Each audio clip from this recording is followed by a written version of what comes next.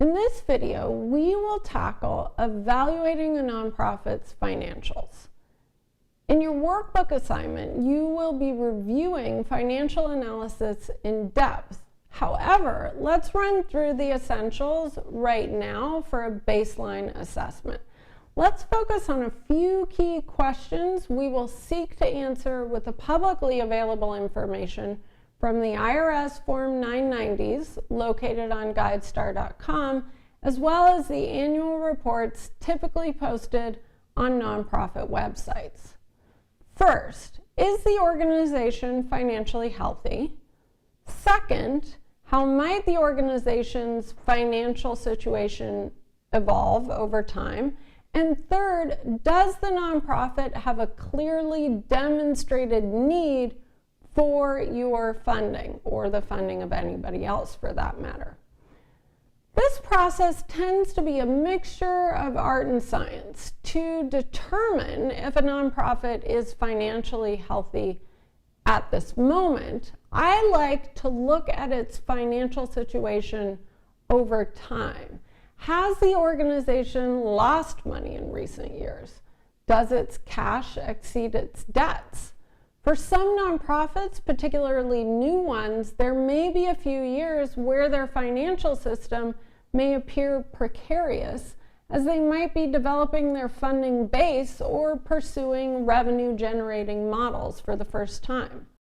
Or they may have had an internal infrastructure or organizational capacity building efforts, such as a new space, or we're hiring ahead of their growth curve.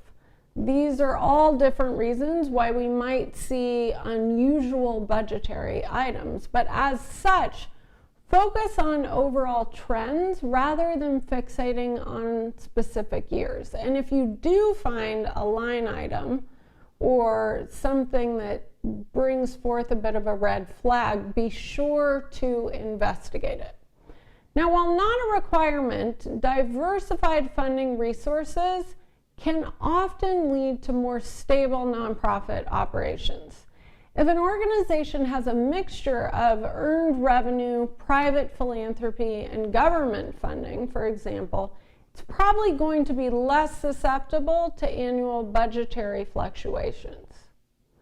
Keep in mind that with most financial considerations, the goal is to spot these red flags that I just mentioned, that is, glaring indicators that an organization is not healthy for some reason, or that there might be something peculiar going on behind the scenes.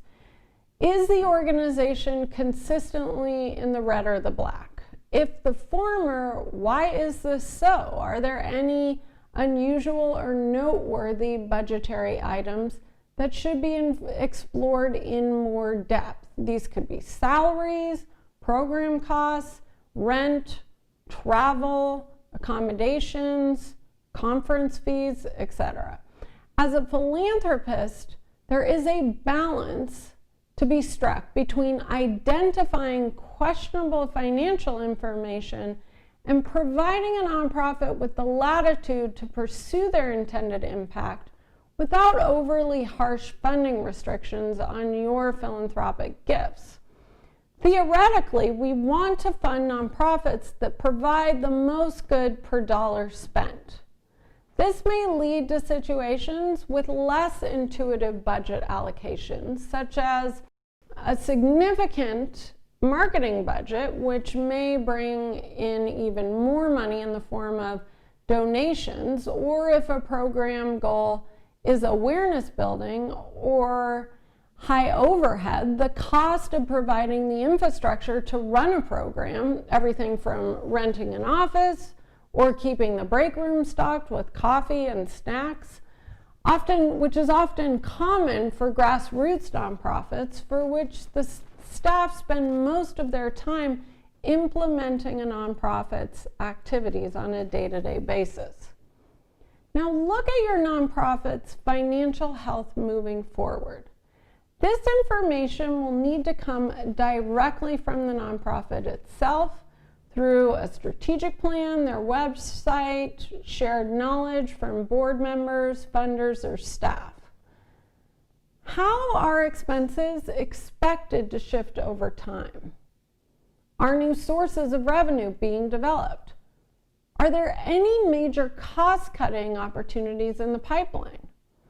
Again, focusing on trends will oftentimes yield more interesting and relevant information than honing in on a specific year or line item.